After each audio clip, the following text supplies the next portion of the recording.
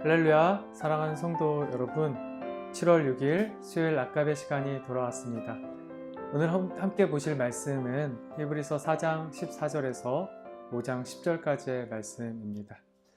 히브리서는 우리가 그동안 살펴본 것처럼 예수님을 믿는 자녀들이 그 예수님을 믿는 믿음의 삶을 계속해서 포기하지 말고 살아가라는 그 설득을 담은 책입니다. 히브리서 4장 11절을 보시면 그러므로 우리가 저 안식에 들어가기를 힘쓸지니 이는 누구든지 저 순종하지 아니하는 본에 빠지지 않게 하려 함이라.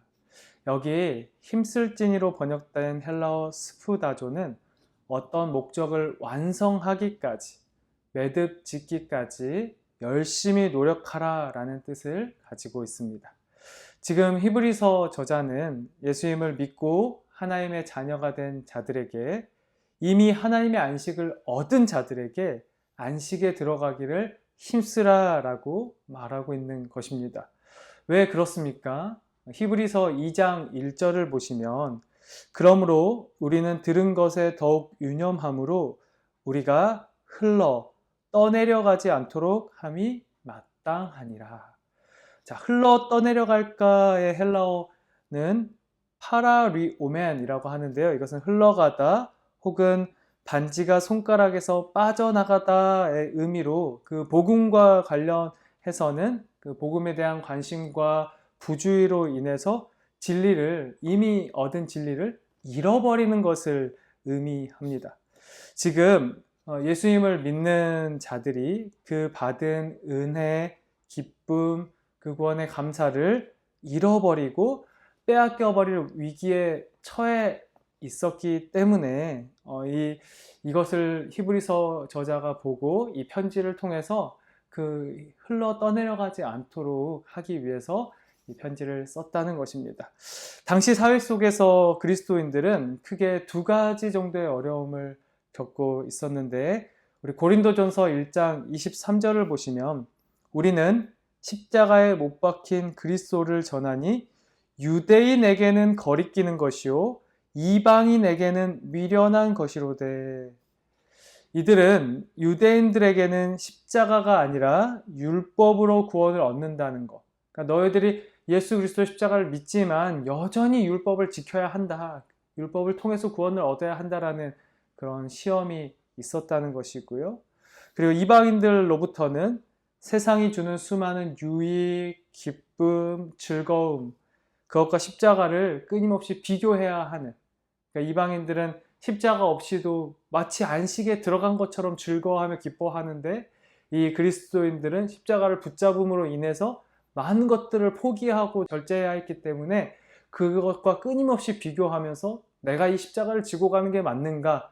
저 이방인들과 같이 이 땅에서 즐기고 먹고 마시는 게 더 나은 선택이 아닐까라는 유혹을 끊임없이 받았다는 것이죠.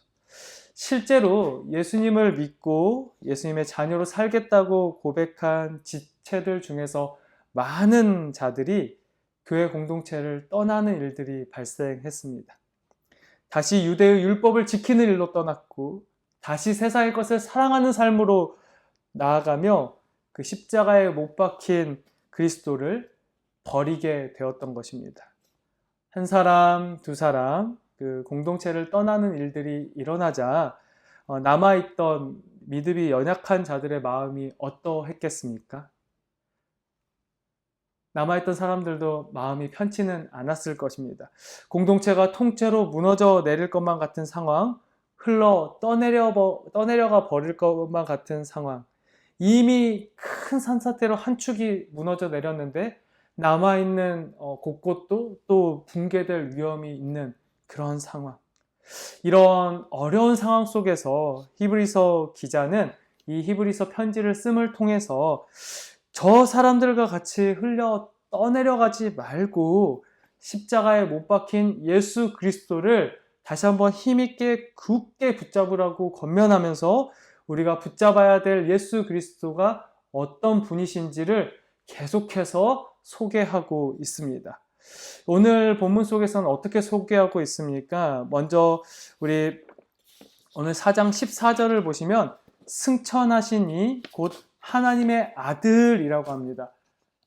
우리가 붙잡아야 될 예수 그리스도는 그 십자가 죽으심과 부활 이후에 하늘로 승천하신 이이자 하나님의 아들이시다. 그러니 붙잡을 가치가 있다라고 얘기하고요. 15절에 보시면 우리와 똑같이 시험을 받았지만 죄는 없으신 분. 그러니까 우리가 이 세상에 죄 많은 것들을 따라가는 것이 아니라 죄가 없으신 주님을 따라갈 때 참된 안식, 참된 구원을 얻을 수 있다라고 얘기하고 있습니다. 우리 오늘 5장으로 넘어가서 5장 9절엔 이렇게 소개하고 있는데요. 하나님을 향한 온전한 순종으로 영원한 구원의 근원이 되신 분. 자, 세상 사람들아, 유대인들아, 세상에 많은 즐거운 것들이 너희들을 구원하는 것이 아니다. 유대의 율법이 너희를 구원하는 것이 아니다. 오직 그 영원한 구원과 생명은 이렇게 온전한 순종으로 영원한 구원을 이루신 그리스도께 있다. 우리가 그리스도를 붙잡을 때 이 영원한 구원을 소유하게 되는 것이다 라고 소개하고 있고요. 마지막으로 이제 5장 10절에 보시면 이 예수 그리스도는 큰 대제사장이신 예수 그리스도는 멜기세덱의 반차를 따르고 있다라고 합니다. 자, 이것이 왜 예수님을 붙잡아야 될 근거입니까? 우리가 이 오늘 본문에서 계속해서 이제 인간 대제사장과 예수님을 비교하고 있는데요. 인간 대제사장들은 그들도 죄인이고 연약하기 때문에 계속해서 반복적으로 속죄의 제사를 자기 자신을 위해서도 드려야 했습니다. 그러니 유대의 율법을 따르는 자들아, 너희들이 그 율법을 따라서는 계속해서 반복되는 제사를 통해서 그렇게 구원으로 나아가야 한다라는 것이죠. 그러나 우리가 믿는 예수 그리스도는 어떤 분이신가? 그분은 이 아론의 계열이 아니고 멜기세덱의 반차를 따랐다고 하는데, 이것은 이제 연약하고 죄 있는 그 인간의 계보를 잇는 대제사장이 아니고 멜기세덱, 그러니까 유일한 대제사장 계열, 그러니까 족보가 없는 그런 오직 유일한 대제사장, 그것을 예표하는 게 멜기세덱이라는 것이죠, 구약에. 그래서 그것을 그 계열을 따르는 예수 그리스도가 그분만이 오직 죄가 없으시고 유일하신 대제사장이 되신다. 우리가 예수 그리스도 그분을 붙잡을 때 우리가 그분을 통하여서 우리도 구원의 참된 안식에 들어갈 수 있는 것이다. 절대로 그 아론의 계열, 너희들이 따르는 그 대제사장의 계열을 따라가서는 참된 구원과 참된 안식에 이를 수 없다. 오직 유일한 우리의 중보자와 큰 대제사장 되시는 예수 그리스도를 따르는 삶을 살아가라 라고 권면하고 있습니다. 지금 당시 많은 그리스도인들이 예수님을 붙잡는 것에서 다시 인간 계열의 제사를 드리는 유대의 율법으로 돌아가려고 할 때 아니다. 그것이 아니라 영원한 생명을 주시는 예수님을 붙잡아라 라고 말하고 있다는 것이죠. 자, 이어서 이 히브리서 기자는 예수 그리스도, 우리가 붙잡아야 될 예수 그리스도를 어떤 분이라고 소개합니까? 히브리서 4장 15절을 보시면, 다시 보시면 우리의 연약함을 돌보시고 공감하시는 분이라고 소개하고 있습니다. 한 성도님이 저에게 이렇게 고백합니다. 저는 참 연약하여서 저의 신앙생활을 돌아보니 마치 불이 꺼져가는 심지처럼 그렇게 힘든 시간을 보낼 때가 있다. 그래서 막 불이 타오를 때는 막 뜨겁게 타올랐다가 언제 그랬냐는 듯이 확 식어버리는 그런 신앙의 기복이 반복되는 믿음의 여정을 살아간다라고 얘기를 했습니다. 참 우리도, 저와 여러분도 공감할 만한 메시지 아닙니까? 그렇습니다. 우리는 연약합니다. 그래서 십자가를 믿는 믿음의 자녀가 되었음에도, 십자가를 지신 그 예수 그리스도를 믿는 믿음의 자녀가 되었음에도 불구하고 마치 그 예수님을 믿었다가 저 세상으로 흘러 떠내려간 자들처럼 그렇게 살아갈 때가 저와 여러분의 삶 속에도 많이 있다라는 것입니다. 자, 우리가 그렇게 연약한데 그러면 우리가 붙잡아야 될 예수님은 어떤 분이신가? 그런 우리의 연약함을 동정하시고 공감하신다고 했는데, 심지어 마태복음 12장 20절을 보시면 이렇게 기록되어 있습니다. 상한 갈대를 꺾지 아니하며 꺼져가는 심지를 끄지 아니하기를 심판하여 이길 때까지 하리니. 아멘. 여러분, 어떻게 예수님을 소개합니까? 이길 때까지 하리니. 사랑하는 성도 여러분, 우리가 붙잡아야 할 예수 그리스도는 얼마나 멋진 분이십니까? 우리가 외롭게, 힘들게, 아프게 막 신앙의 감정의 기복을 겪으면서 요동치듯이 우리가 참 연약하게 신앙생활 할 때가 많은데, 그런 우리의 신앙생활 속에서 우리가 그 믿음의 여정을 실패하지 않도록 우리가 끝까지 그 심판하여 이길 때까지, 승리할 때까지 우리를 도우시는 분이시다. 그래서 우리는 우리의 그 상황과 형편을 바라보면 절대로 이길 수 없을 것 같고 세상을 따라 흘러 떠내려갈 것만 같은데, 우리의 공동체는 무너져 내릴 것만 같은데, 주님께서 우리의 그 연약함을 깊이 공감하시고 우리가 무너지지 않고 승리할 때까지, 이길 때까지 도와주신다. 할렐루야. 네, 그렇습니다. 주님은 우리의 연약함을 공감하실 뿐 아니라 이길 수 있도록 도와주시는 분이십니다. 우리가 이런 주님을 붙잡으며 나아가야 하는데요. 그러면 우리는 이제 무엇을 힘쓰는 삶을 살아야 할까요? 주님께서 우리의 연약함을 다 하시고 우리를 다 도와주신다면 우리가 그렇게 힘쓰는 삶을 살 필요가 있겠습니까?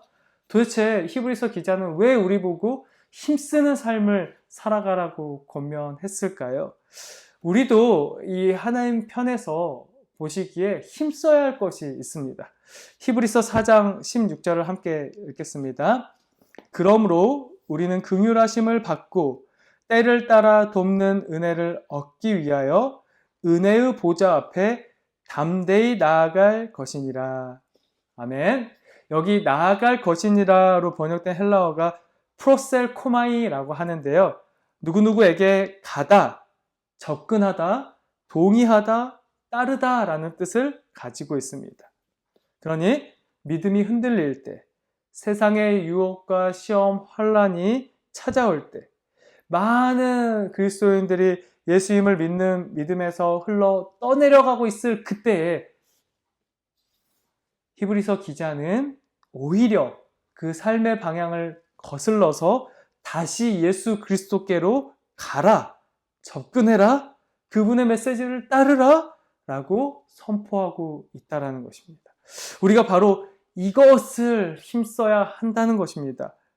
우리가 힘써야 할 것이 무엇이라고요? 계속해서 주님께 나아가는 것입니다.